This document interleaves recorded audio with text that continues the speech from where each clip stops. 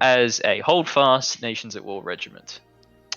Now, to put this into perspective, I did a little research with the help of Scarcest, and I have some statistics that I noted out about that I want to read out. So, fun fact: it has been 47 months, 1,459 days, 2,100,079 6 minutes, 120 million seconds, 35,000 hours, and 208 weeks since this regiment formed. So I don't know. I found that pretty cool. Hopefully you guys did too. So yeah, some awesome stuff right there. So yeah, welcome everyone. First of all, awesome just to see all of the people here, all of the people community. It's very, very, very wholesome to see this many people here. Like I said, old faces, current members, new people who only joined the regiment yesterday, mixing in with the veterans and the retirees. It's very, very wholesome. So thank you so much for being here. So yeah, we made it. We made it another year down. 4 years. It's a very, very impressive feat. I know that's probably said every anniversary that a group has, but you know, 1 to 2 years, that's cool and all. But 3 years, that's very good as well. But 4 years, I think it's definitely something to be proud of. 4 years is a long ass time. So the fact that we've managed to keep things together through various methods for this long, through all of your guys' helps. There's so many people here who helped keep this thing together when it was at low points, and when it needed them most. So it's all about you guys, really. So yeah, thank you. We got Gadwall here, we got Loople, Iskander, Edgard, Sneaky, all of you guys. Shout out to you guys. I know you guys don't play anymore, but you guys were awesome, awesome contributions to the regiment, and thank you for what you did here. But yeah, 4 years. It's hard to put words to it, but it is it's an awesome feeling. It's a great milestone to achieve. Yeah. It's just, it's something that we should be very proud of. Just, despite all of the adversity faced by all of us and the regiment itself, through all the, the ugly people that we've come by, the really, really, the really bad shit talkers, the people who have tried to put us down. There's been a lot of challenging times. Through all of the challenging times, through people splitting off, making splinter groups, trying to put us down.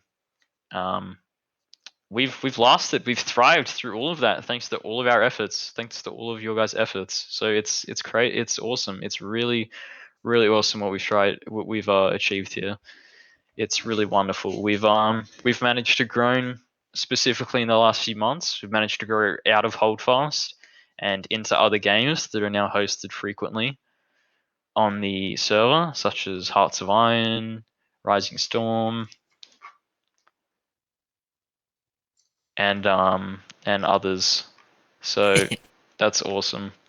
And thank you to those who have helped build the community, because that was the goal. That was the I knew we were doing really well as a Holdfast regiment, but my goal over the last few months has to sort of grow into like other games, and not just be Holdfast. A place where people can hang out after Holdfast and play different games with each other, and that has worked out very well. And yeah, it's just an awesome. It's just a great group of people. There's nothing much else to say. You're all awesome, and we've always managed to maintain the reputation for being a on the more mature side of things. Obviously, Holdfast Oceania isn't. It likes to goof around a lot. It likes to have, like everyone's here to have fun at the end of the day, but it's not the most serious community. But I think we've definitely upheld our maturity and our discipline when others may have not, and when others, gave us crap for trying to, be more mature, be more of a serious regiment. I think it's all paid off in the end, and I think it's worked out very well. And then that's proven by all the people who are here and who have showed up. That's what makes it count. Am I doing well? Mm-hmm. Yes. That's doing great. Very. Keep going. So yeah, I know a lot of people here want to say stuff. Some of you have written speeches or whatnot, and I really can't wait to hear them. It should be really good. So yeah, I don't really have much else to say. You guys know how much I love you guys for making this possible. Ever since it's 4 years, at this point, some of us have grown up with the regiment. I joined this regiment when I was in like year 8 or year 9, and there was nothing more wholesome than coming home on a Friday afternoon, getting ready to join in a line battle at 7 or 8 p.m. that night. There was no better feeling back in those days, and it's still the same now.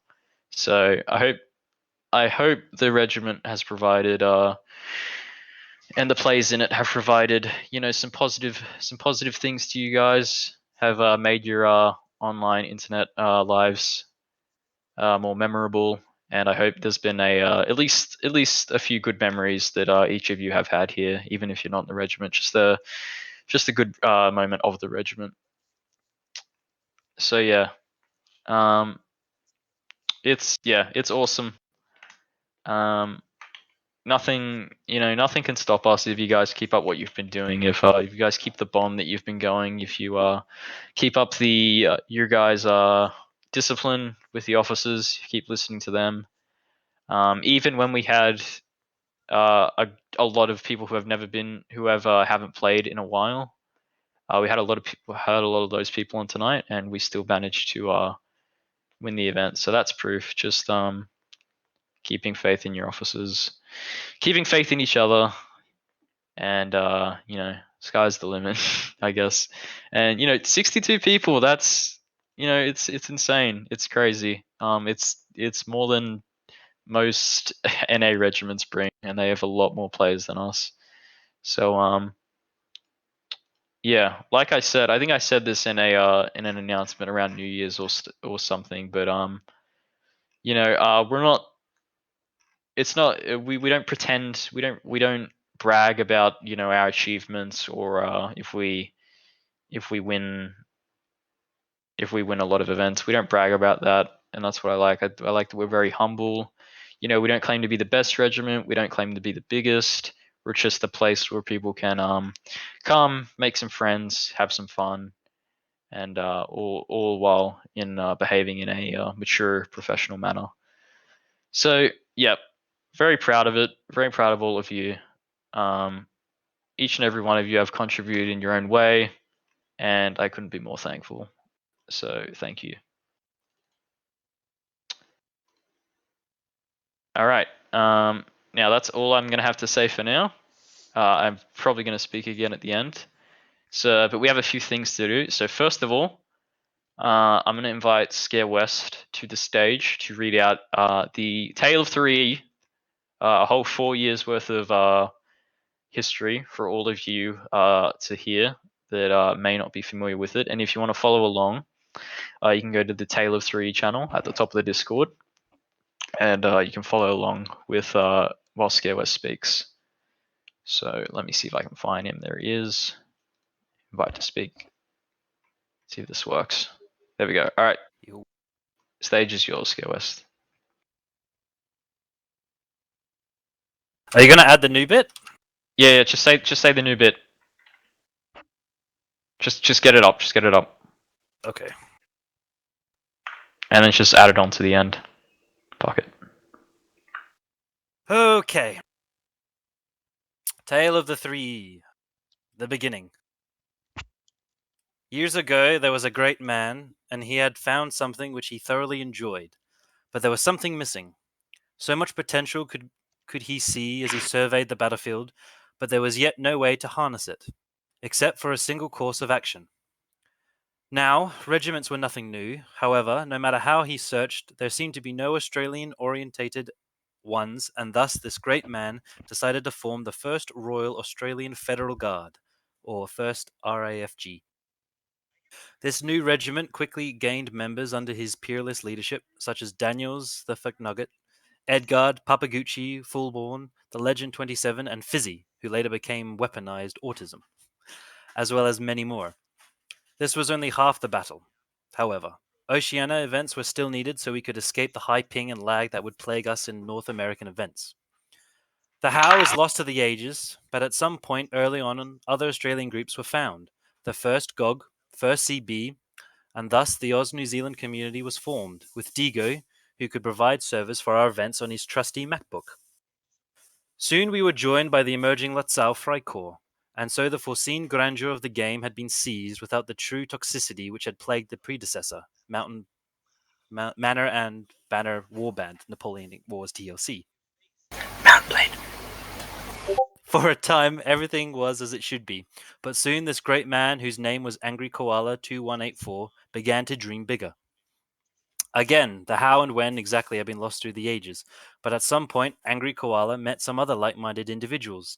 Cockwomble, the leader of the Royal Yeast Yeomanry, or RYY, a laid-back European regiment, and the patriotic Gadwall, a peerless cannoneer from the recently liberated USA.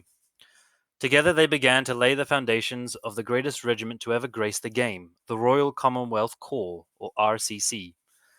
The idea was to have a global regiment, events in all three regions, allowing for members to cross over and participate in multiple events whilst retaining their ranks, overseen by the three colonels, each of a different region, meaning there was likely always one around.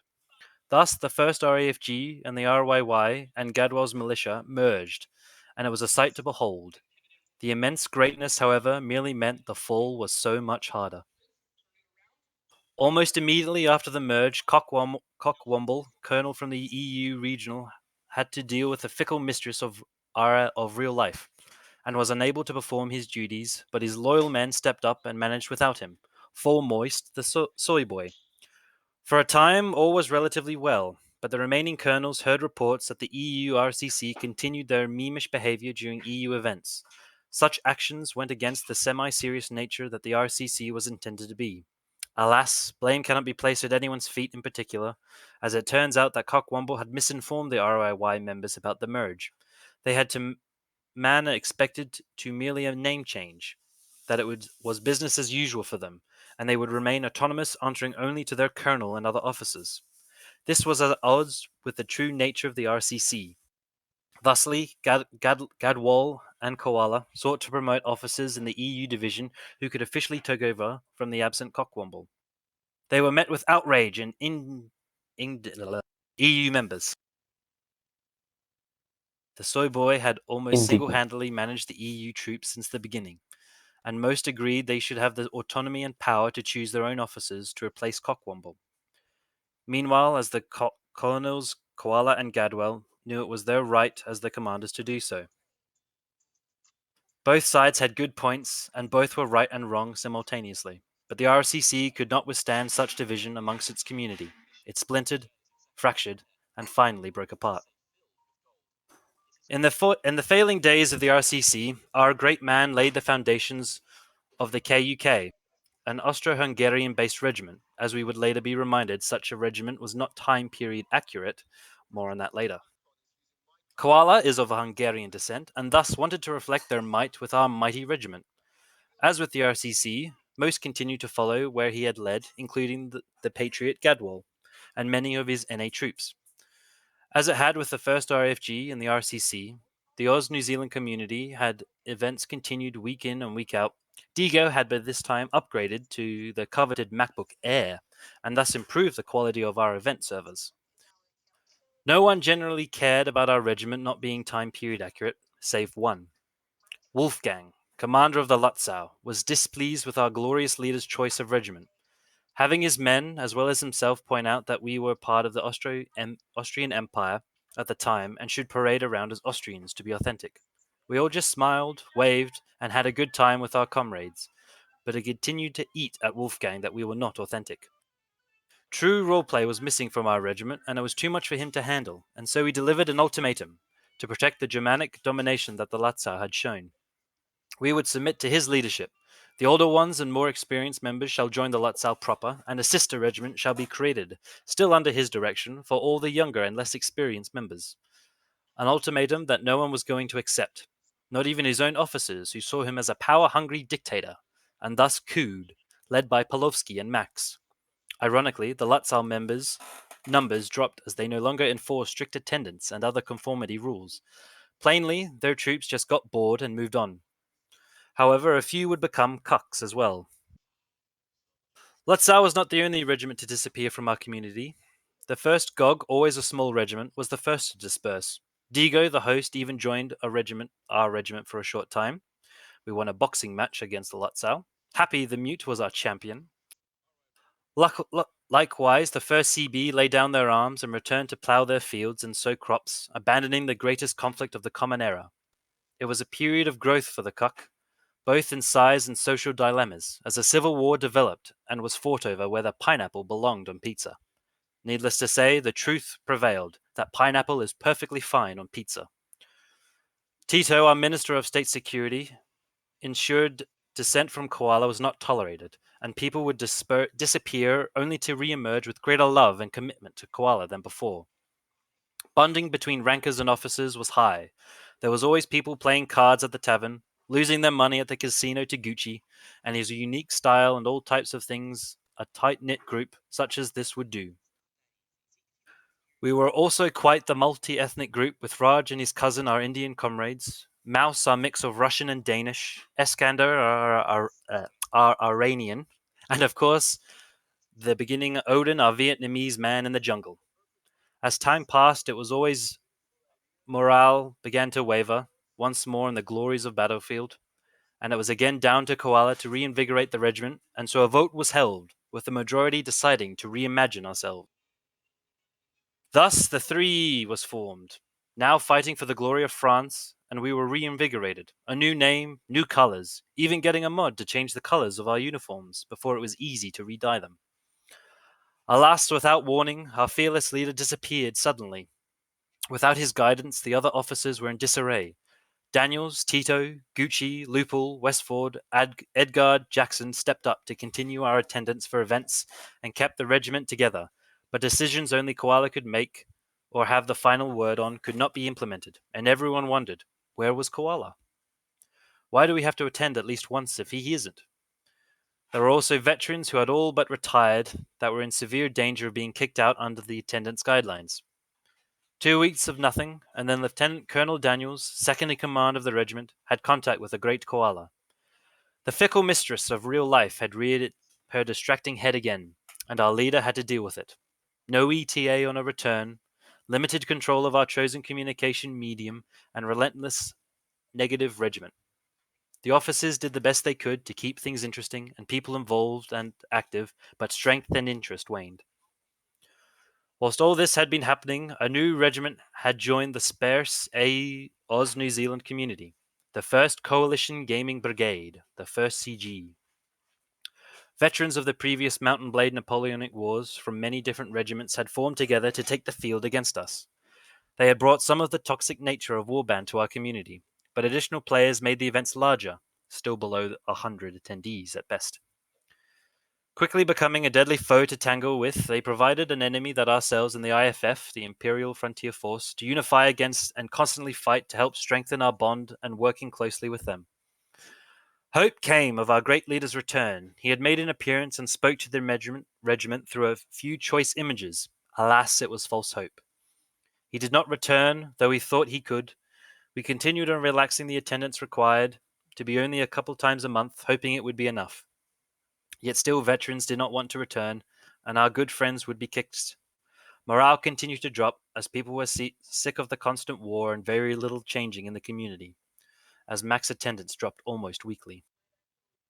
The solution we opted was the People's Server, a community-orientated group, but housing the 3E measurement within the Discord, in an attempt to promote a more casual setting and encourage members to game with each other regularly and outside of Holdfast. This is where I stepped down from the de facto leadership of the 3E, and with some others stepped down, it left Jackson in charge of the regiment part. Now the tale will continue with another's account, as my story as a member ends here. Good day and good luck. 3E Major Loophole. With our glorious creator, Angry Koala, and the old guard abandoning a shriveling regiment, a meeting of the top leaders was held to see who would step up. Jackson was that man. The People's Server lasted a while, with there being cordial relationship with the new 3E and the casuals from the old guard who formed their own regiment, the 69E, Daniel, Tito, Gucci, Edgard as commanders. This, sadly, was not to last. With the powers of the TPS mostly resting in the hands of the command of the 3E, the 69E felt the original purpose of the server was broken, and that there should be more power given to the 69E, who would participate in the battle by building huge fortifications that were impressive but hardly used. There came a point when the power of the People's Server was causing huge conflict between the 69E and 3E that the old master Loophole was called to try and help bring peace. It failed, and instead Jackson created a brand new 3E server. The old ties to Koala were finally broken, and now Jackson reigned supreme, as fully in charge of the 3E and the server. The 3E then was not much than a few squads of soldiers. Jackson began a massive recruitment campaign, which was helped by the updates that brought new faces to Holdfast. In just a few weeks, Jackson had recruited dozens of new cadets, each ready to die in the name of the Emperor. With Iceman taking command of the logbook and new officers being installed, Rat Dog to Sergeant, the 3E became once again a force to withstand the CG hordes for years, if needed, alone. Our officer ranks were those that stayed with the renewing Daryl, Plot, Westford, Iceman, Creepy, and myself. But even this was soon to be shaken. Westford, third in charge from Koala, resigned due to the toxic environment created by the fighting of the 69E and 3E. His high position was given to Iceman, who would also become the 3E's ambassador to the other regiments, hoping to form a sense of community and cooperation. One officer down, and not the last. For a while after the new 3E, things were looking good. Recruitment was going nicely, and attendance was high, boasting 30 to 40 people most nights, and the highest achieved 51. Yet as the saying goes, good times create bad times. With morale and egos high, things were done and said that could not be taken back, causing more of the officer corps to resign from their positions. Mugi left in disgrace. Daryl and Plot left to focus on real-life problems. For a time, Westford rejoined to help bring stability and an ear to anyone with issues and problems, but left soon after. This meant that from the eight officers present at the beginning of Jax's leadership of the 3E, only 4 remained. This put a lot of pressure on the senior officers, Jackson and Iceman especially, since I had a job and that was not permanent, and days and times I could hardly attend events, let alone deal with paperwork. By this time, both IFF and CG had grown, meaning battles were now being fought with each side having numbers above 80, including regiments from our NA and EU brothers. With the work of the running of the Reg left to others, Rat Dog and Creepy rose to the occasion and helped with training, logbooking, and discipline. I was asked and agreed to be demoted due to my unavailability, and these two became my seniors. Rat Dog, with his brilliant mind, created our own server on Holdfast that would be our training server. Anything you could want, besides cab stuff, was there. In terms of relations with the other major regiments, things soured when an idea to have a representative from each reg be an event host and admin was trying to be implemented. The 3E's representative, Iceman, was getting mixed signals from all camps, plus pressure from issues in real life caused him to resign and quit suddenly. A loss that is still being felt. Coincidentally, a complete and total stranger, Fireman, tried to take his place as an officer in the Reg, and with Iceman's approval was agreed. An isolationist policy was created by Jackson to remove the 3E from any of the needless politics of Holdfast and focus what was purely on attending remaining a beacon as a non-shit-starting regiment. Before, attendance had slackened, and so a return to a semi-serious attendance policy of the old was reinstated. New non-commissioned officers were looked for and found in our Grenadier battalion. One we lost to friends. Another left altogether, leaving just 2 to fill the ranks of Corporal, McLevins, son of Victoria, and Sir Douglas Mawson of South Australia. During all this, our relationship with our fighting brothers, the IFF, had turned to ashes. So, the IFF were called to a meeting where the issues plaguing our gameplay were hashed out by each side, and each left satisfied that the events of the past will not be repeated, creating a bond that has existed since the start of all this. From these trials and tribulations, the 3E remains one of the largest regiments in the OCE community, and whose name is being hailed by others in other parts of the world as a beacon of good community and spirit and non-shitstarters.